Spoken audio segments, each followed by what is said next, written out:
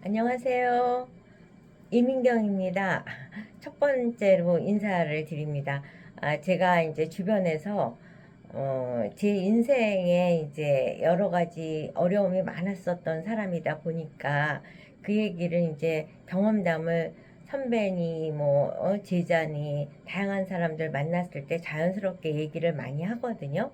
그랬더니 다들 아우 책을 내라, 유튜브를 해라, 뭐 이런 식의 이제 저한테 조언을 해주시는 분들이 많아서 그 사이에는 이제 그 얘기를 그렇게 귀담아 듣지 않았는데, 최근에 많은 분들이 유튜브를 하다 보니까 나도 한번 해보면 어떨까 이런 생각을 갖고 용기를 내서 유튜브를 시작했습니다. 이제 제가 그래서 이렇게 뭐 오뚜기 같이 열심히 살아온 저 자신에 대해서 닉네임을 하나 갖고 있습니다. 그 닉네임이 뭐냐면 좀 긴데요. 바람이 불지 않아도 돌아가는 바람개비. 그러니까 바람개비라는 게 이제 자기가 이제 바람이 불어야 돌아가는 게 바람개비인데, 자기가 막 달려서 바람을 일으켜서 바람개비를 돌리는 그 모습을 설명한 게 이제 바람이 불지 않아도 돌아가는 바람개비인데, 제가 한 그게 1990 몇 년이었고요.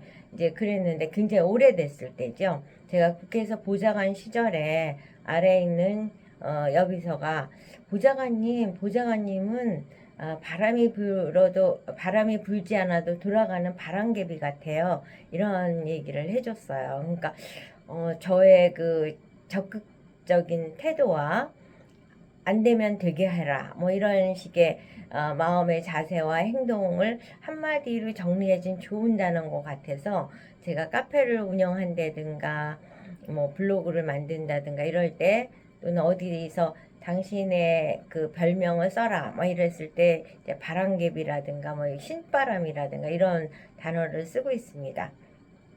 제가 이제 앞서서 저에 대한 설명을 이렇게 길게 한 이유는, 제가 어떻게 하다가 바람이 불지 않아도 돌아가는 바람개비가 될 수 있었는지에 대한 설명을 하고, 그 경험담이 지금 어려움이나 우울함이 있는 분들한테 조금이라도 도움이 됐으면 하는 생각에서 말씀을 드렸습니다. 이제 앞으로 유튜브를 하면서 1편, 2편, 뭐 100편 이렇게 이어가면서 나의 이제 몇십 년이 이제 여기에서 풀어 나갈 겁니다. 일단 저는 이제 나이가 좀 많습니다. 1956년생이에요. 사실 이제는 뭐 조용히 있어야 될 시대 나이인데, 사실 세월인 만큼 저희 시아버님은 104세이시거든요. 아직도 건강하세요. 그러니까 그거에 비하면 56년생 저는 이제 젊다고 생각하면서 현재도 현직으로 일을 하고 있습니다. 현직으로 이렇게 일을 할 수 있었던 거는 제가 저의 어린 시절의 어려움이 또 뒷받침이 됐고, 바람이 불지 않아도 돌아가는 바람개비이다 보니까 그렇게 됐습니다. 그러면 제가 이제 그때 태어났을 때는 이제 저희 아버지가 조그만 동네 우체국장이었어요. 그러면서 이제 행복한 생활을 했고, 공부를 열심히 하면 칭찬받는 사람으로 고3까지 이제 소위 말하는 명문에 뭐 도전했다 떨어지긴 해도 남이 들으면 좋은 학교 나왔구나 하는 정도로 이제 고등학교까지를 다녔는데, 고3 때 엄마가 그때는 예비고사였거든요. 예비고사를 한 달을 남기고, 한 달도 안 남기고 10월 25일 날 돌아가셨어요. 그러다 보니까 엄마가 굉장히 치맛바람이 세고, 그렇게 많은 사랑을 받다가 갑자기 엄마가 돌아가셔서 빈자리가 생기면서 공부를 열심히 하던 저희 태도에 대해서도 회의를 느끼고, 또 집중도 안 되고, 그래서 공부를 열심히 안 하다 보니까 이제 학교를 떨어진 거죠. 떨어져서 재수 3수를 하게 됐어요. 일단 오늘은 제가 간략간략하게 말씀을 드리고, 그 각각의 인생의 터닝 포인트들이 나에게 무엇을 가르쳐 줬고, 그게 오늘날 바람이 불지 않아도 돌아가는 바람개비를 만들었는지를 말씀을 드릴 겁니다. 그래서 오늘은 이제 개괄적인 저의 인생을 간단하게 먼저 말씀을 드리겠습니다. 그래서 이제 학교를 떨어졌고 그 다음에 재수의 길을 들어섰는데 우리 아버지께서 그때 좀 잘 나가는 편이고 또 저희 집은 딸만 둘이 있는 집이다 보니까 세상가를 금방 가셨어요. 그래서 어떻게 보면은 뭐 석 달, 넉 달이 되지 않았을 정도의 아버지께서 결혼을 하신 거죠. 그러다 보니까 저의 그 상실감과 어려움은 굉장히 컸습니다. 그래서 결국은 삼수까지 하게 된 거죠. 의지의 한국인으로 삼수를 해서 대학을 들어갔어요. 근데 삼수를 해서 대학을 들어가니까 삼수할 때까지는 대학을 가야겠다는 목표가 있어서 저를 집중시킬 수가 있었는데 어느 정도 대학을 들어가고 나니까 굉장히 긴장도 풀어지고 열심히 살아야 되는 태도가 이제 많이 무너지게 되는 거죠. 그래서 대학 4년을 내내 거의 공부를 열심히 안 하는 사람으로 그때 만났던 친구들이 봤을 때는 이렇게 열심히 사는 저를 보면서 의아해 할 정도로 대학교 수업에서 맨날 뒷자리에 앉아 있다가 친구들을 이제 같이 혼자서는 못 놀잖아요. 그래서 지금도 제가 그 대학 친구들한테 굉장히 미안한 생각이 드는데 제가 삼수를 했으니까 나이가 더 많고 또 말도 곧잘 하고 그러니까 순진한 다른 친구들이 저하고 같이 놀아주느냐고 그 친구들이 대학 생활을 열심히 못하게 만든 거죠. 그렇게 해서 대학을 4년을 어영부영하고 하다가 새엄마 밑에서 이제 생활을 하다 보니까 결혼을 또 일찍 하게 된 거죠. 대학교 2학년, 대학을 2월에 졸업을 했다 하면은 3월에 이제 결혼을 했습니다. 근데 제가 결혼하던 그 1981년만 해도 여성들은 다니던 직장도 결혼을 하면 그만둬야 되는 건데 저 같은 경우는 바로 아무 경력도 없이 결혼을 해버렸으니까 취업을 한다는 건 굉장히 불가능한 일이죠. 네, 그때 제가 결혼을 그렇게 용감하게 빨리 할 수 있었던 거는 저는 그냥 현모양처가 될 생각이었어요. 저희 엄마가 굉장히 열심히 사시다가 일찍 돌아가시는 걸 옆에서 봤기 때문에 나는 현모양처를 해서 남편의 구멍난 양말을 꿰매면서 소박하게 살아야겠다라고 생각을 했기 때문에 일찍 결혼을 한 거죠. 근데 결혼을 해서 보니까 제 DNA는 집에서 현모양처가 되는 DNA는 아니었던 것 같습니다. 그래서 한 달 동안 집들이며 이런 행사가 다 끝나고 나서부터는 취업을 해야겠다는 생각에 그때는 취업을 하기 위해서 신문 하단에 광고를 보고 이력서를 내서 취업을 하는 그런 세상이었거든요. 그래갖고 남편만 출근시키면은 이제 한 30분도 안 되게 청소고 집안일 다 끝내고 밥상을 딱 펼치고 거기에 신문 하단에 있는 광고를 보기 시작을 하는 거죠.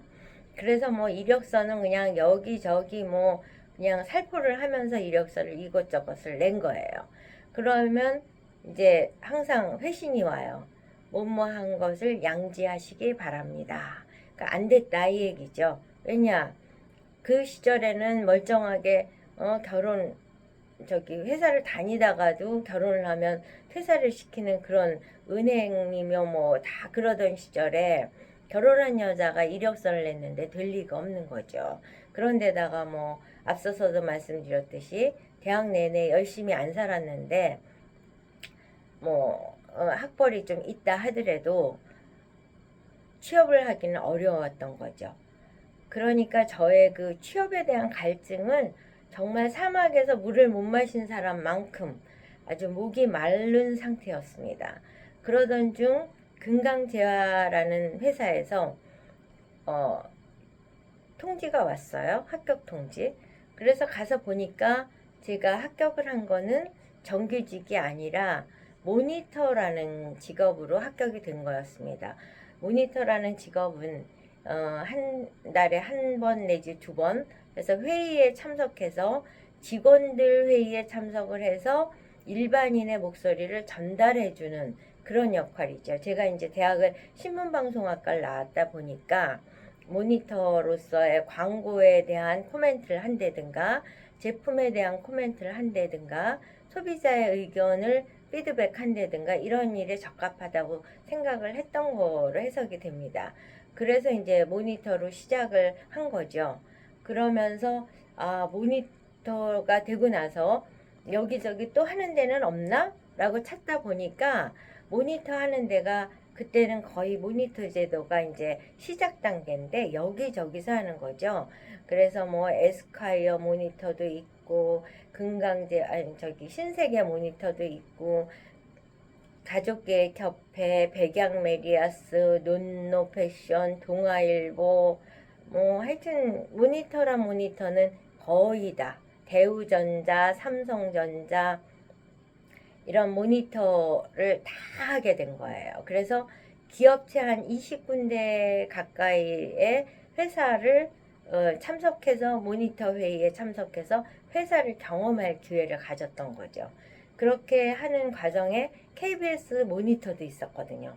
근데 KBS 모니터를 하다 보니까 맨날 방송을 듣고 방송 사고를 체크하는 게 KBS 모니터였는데 그 모니터를 하다 보니까 리포터라는 직업이 있더라고요. 그래서 야, 저 리포터를 하고 싶은데 어떻게 하면 좋을까라고 생각을 하는데 방송을 제작하시는 유강아 국장이라는 분께서 창의적인 생각을 갖고 모니터들이 방송을 제일 많이 하니까 이 모니터들하고 회의를 해서 다음 개편을 어떤 방향으로 할 건지를 회의를 하자라는 생각으로 저희를 만나게 된 거예요. 기회는 찬스다 해서 제가 리포터가 되려면 어떻게 하나요? 라고 그 국장님한테 말씀을 드렸어요. 그랬더니 그 국장님께서 그런 거를 이 자리에서 말하는 건 아니죠. 뭐 언제 따로 얘기해야죠. 이렇게 말을 흘리면서 그냥 뭐 저 여자가 또 찾아올까라는 생각으로 하셨지만 저는 용감하게 그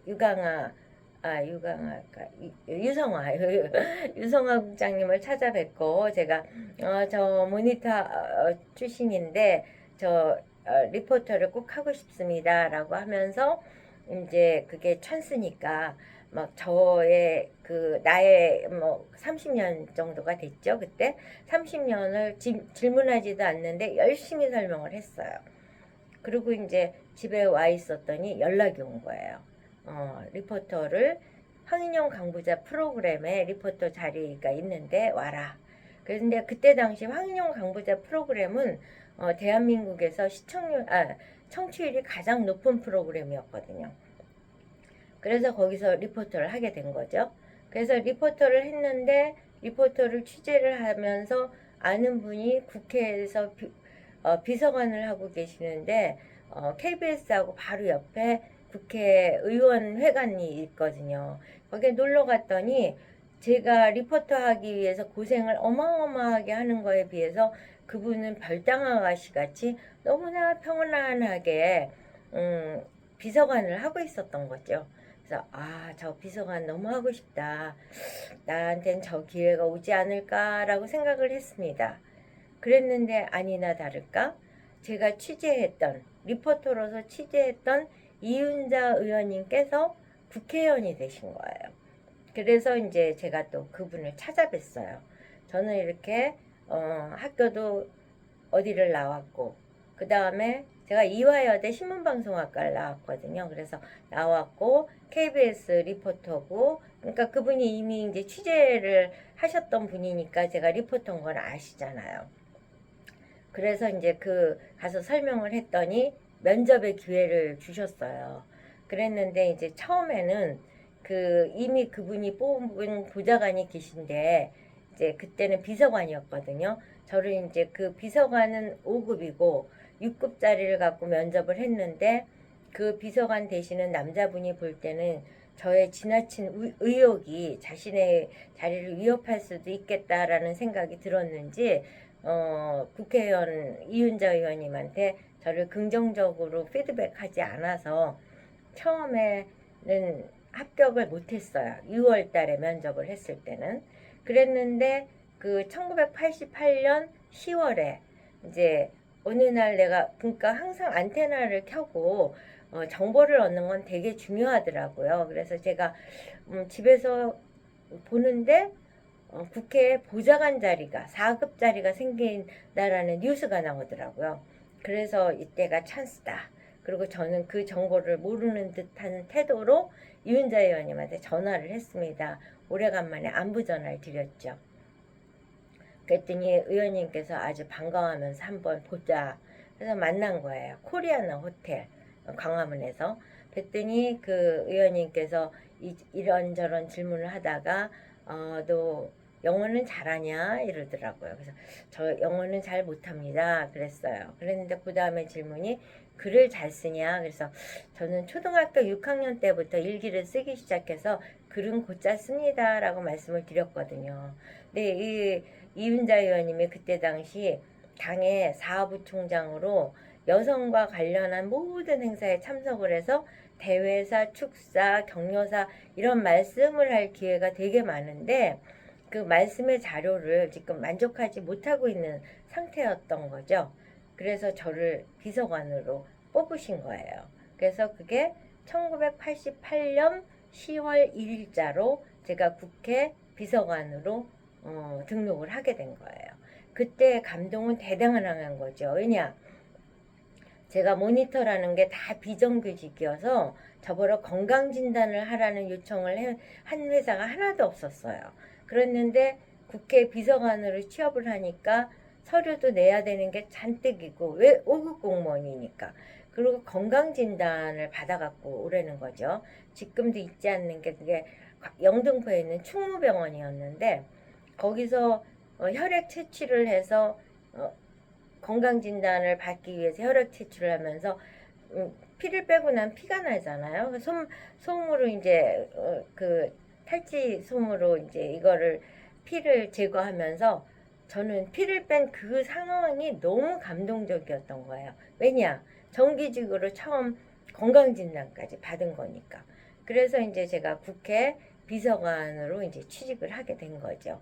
이렇게 근데 이제 그 비서관으로 취직한 게 끝은 아니고요. 그러니까 어떻게 보면은 주부로서 인생 1막이었고 그 다음에 비정규직으로서 모니터를 10군데 20군데를 하는 인생 2막이 있었고 그 다음에 제가 KBS 리포터를 하는 인생 3막이 있고 그 다음에 국회 비서관으로 취직하는 인생 4막이 이제 시작이 된 것이고 저의 인생 바람이 불지 않아도 돌아가는 바람개비의 인생은 아직도 길게 남았습니다. 그래서 여러분들이 너무 지루하실 것 같아서 1편은 여기까지 하고 제가 이제 인생 5막, 6막, 7막 어마어마하게 막을 열었던 바람개비의 인생을 말씀드리도록 하겠습니다. 열심히 들어주셔서 감사하고요.